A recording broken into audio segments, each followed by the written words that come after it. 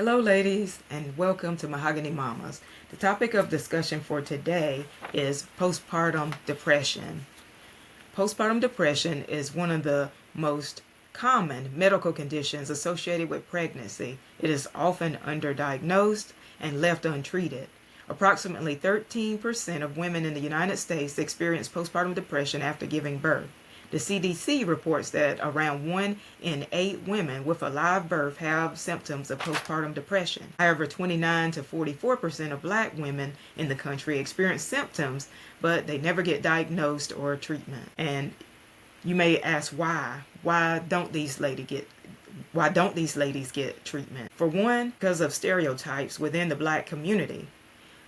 Regarding mental health. Some of them feel like, well, if I go get treated, then my family or somebody will say that I'm crazy, or I don't want to take medication for something like that. I don't want anybody to know. These women may feel like they need to handle everything by themselves due to lack of support or help, discrimination or bias in the healthcare setting, socioeconomic stressors like financial. They may not be able to afford help, or their insurance may not pay for certain things. There are a lot of reasons why. Who may be at risk for postpartum depression after a delivery? A woman who has a history of depression or another type of mood disorder, history of postpartum depression with a previous pregnancy, if a woman had a traumatic delivery, or if something traumatic happened during the pregnancy, if the pregnancy was unplanned, other stressors like lack of support, marital or relationship issues, hormonal fluctuations after having a baby can lead to postpartum depression, and that's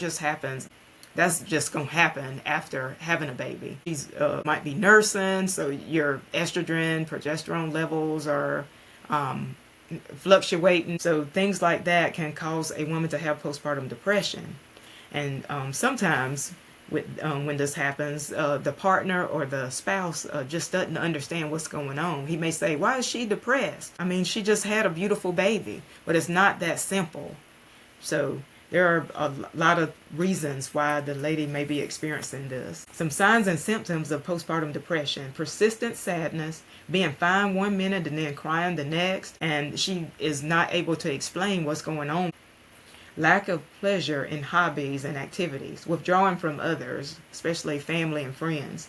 Fatigue and decreased energy, difficulty concentrating, remembering or making decisions.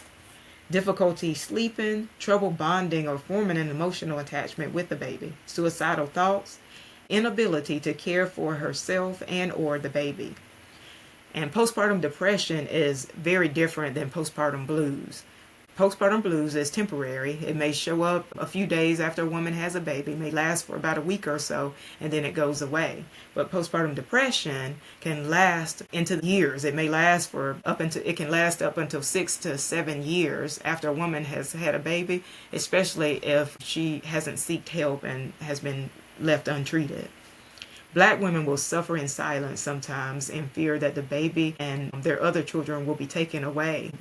I was in a situation where I was caring for a young lady, and she mentioned being depressed. So when I got the doctor to go speak to her, she kind of became defensive, and she left, and she was like, I know y'all are trying to take my baby. But I think as black women, it's ingrained into us, and we've heard stories about people getting their babies taken away, that we just instantly have that thought if we share what's really going on with us. Another situation where a community worker was checking in on a woman that just had a baby, and she gave her, sometimes there are screenings. One that's very common is the Eatonberg scale, and it'll ask you a series of questions. And the lady's score showed that she was depressed, and the community health worker told her that she could help her find some resources because she sounded like she was depressed, and that lady refused the care.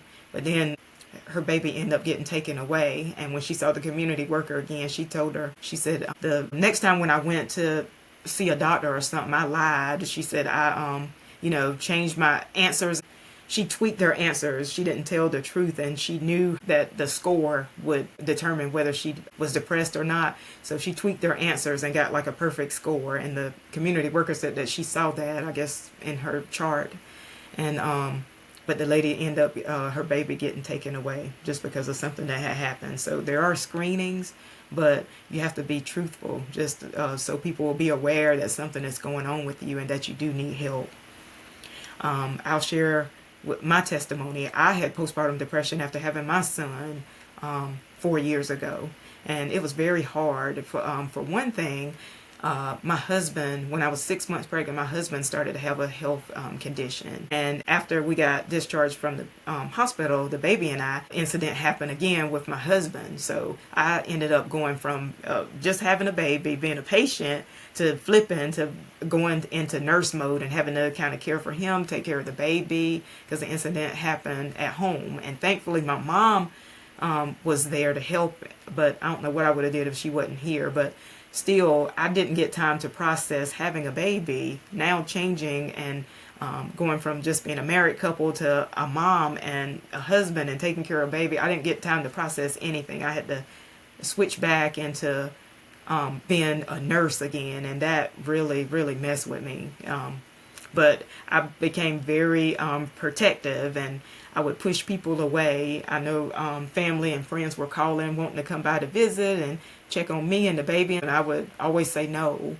And I delivered during the pandemic too, so I was like, oh, I don't want anything else to happen. And if something else happened, I even told my husband, I was like, they're going to take the baby and think we can't take care of him, things like that. But I think as a black woman, like I said, it's ingrained into us just because we've heard so many stories. Thanks be to God, I was able, with God on my side, as well as I have an awesome spiritual mentor. She helped me, and I also found a therapist that was very, very helpful. So I asked ladies, if this sounds like anything that you're going through, then please don't feel like you have to suffer in silence. There is help out there. You just have to let somebody know that you need help. One resource, this is where I found my therapist actually, is therapyforblackgirls.com. They have male and female therapists on there. Also local therapists and counselors, just because the woman that is experiencing the postpartum depression, it just doesn't affect her only. It affects the whole family unit as well as other relationships.